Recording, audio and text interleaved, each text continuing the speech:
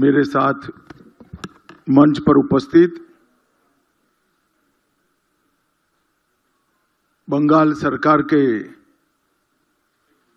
लोकप्रिय मुख्यमंत्री शुवेंदु अधिकारी जी,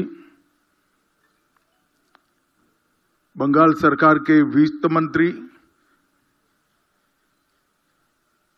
श्रीमान स्वपन दास गुप्ता जी, सांस्कृतिक मंत्री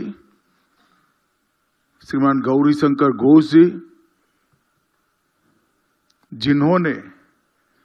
इस म्यूजियम की संकल्पना में भी अपना योगदान दिया था और शुरुआत जिनके हाथों से हुई थी वो पूर्व सांस्कृतिक मंत्री और आज के गृह सचिव श्रीमान गोविंद मोहन जी,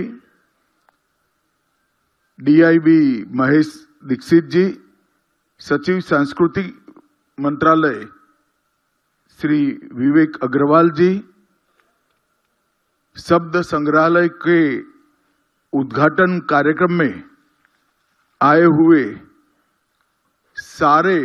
विद्वज्जन और मेरे प्यारे विद्यार्थियों, आप सभी को मेरा राम राम नमस्कार।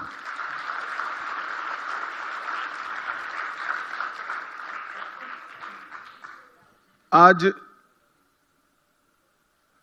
एक प्रकार से देश भर की भाषाओं के लिए और देश की संस्कृति के लिए बहुत बड़ा दिन है, क्योंकि आज देश के प्रधानमंत्री नरेंद्र मोदी जी ने देश के सांस्कृतिक पुनरुत्थान का जो संकल्प लिया है उसका महत्वपूर्ण पड़ाव आज पार कर रहे हैं। किसी भी देश की, किसी भी प्रदेश की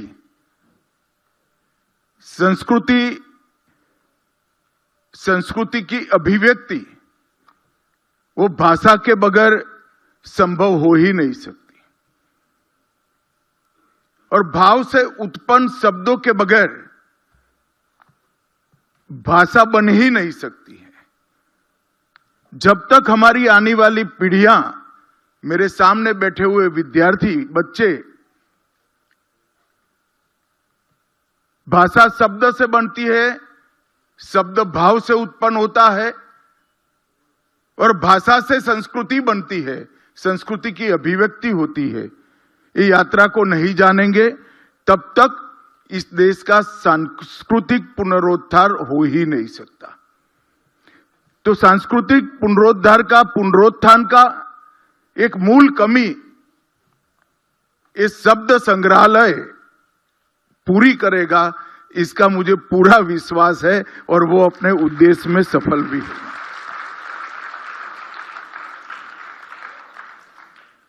जब पाणिनि ने व्याकरण की रचना करी तब उनके किसी शिष्य से संवाद में कहा, शिष्य ने पूछा कि इतना बड़ा ग्रंथ व्याकरण का, इतना बड़ा स्ट्रक्चर आप व्याकरण का बना रहे हैं, उद्देश्य क्या है? तब उन्होंने कहा था, मनुष्य के भाव से शब्द की उत्पत्ति होती है, व्याकरण शब्दों को बांधता है, शुद्ध भावपूर्ण उच्चारण वो वाक्य को अर्थ देता है और अर्थ दिए हुए वाक्यों का समूह भाषा की संरचना करते हैं और भाषा सालों तक संस्कृति की वाहक बनकर सभी जीवों का कल्याण करती है। और आज इस शब्द म्यूजियम में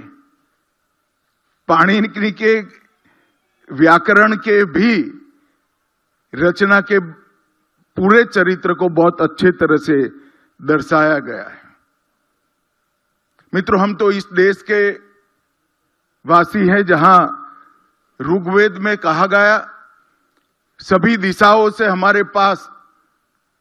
कल्याणकारी और शुभ विचार आते रहे, जो किसी से दबे नहीं, जिन्हें कोई बाधित न कर सके और हम नई ऊंचाइयों के ऊपर वो विचारों के आधार पर हमारे समाज जीवन को ले जाए। हमारे यहाँ संकुचितता का कोई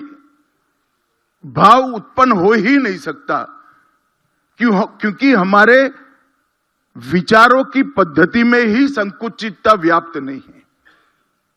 हम जब भूमि पूजन करते हैं, शांति मंत्र का उच्चारण करते हैं, तो पशुओं में भी शांति की कामना करते हैं, वनस्पति में भी शांति की कामना करते हैं, यहां तक कि ब्रह्मांड में भी शांति की कामना करते हैं। संकुचितता ये भारतीय संस्कृति का कदापि चिन्ह नहीं बन सकती, परंतु हमारा जो है इसको आगे बढ़ाना, उसमें शर्म नहीं होनी चाहिए। विशाल विचार, विशाल हृदय की व्याख्या इस तरह से कर दी गई कि हम दूसरों में गौरव लेते हो गए, हमारे को हम भूल गए। मैं मानता हूं कि शब्द म्यूजियम हमारी भाषाएं, हमारी संस्कृति, उसको चिरकाल तक हमारी आने वाली पीढ़ियों को शिक्षित भी करेगा, इससे संस्कृति का परिचय भी कराएगा और उनको जीने का रास्ता भी सिखाएगा।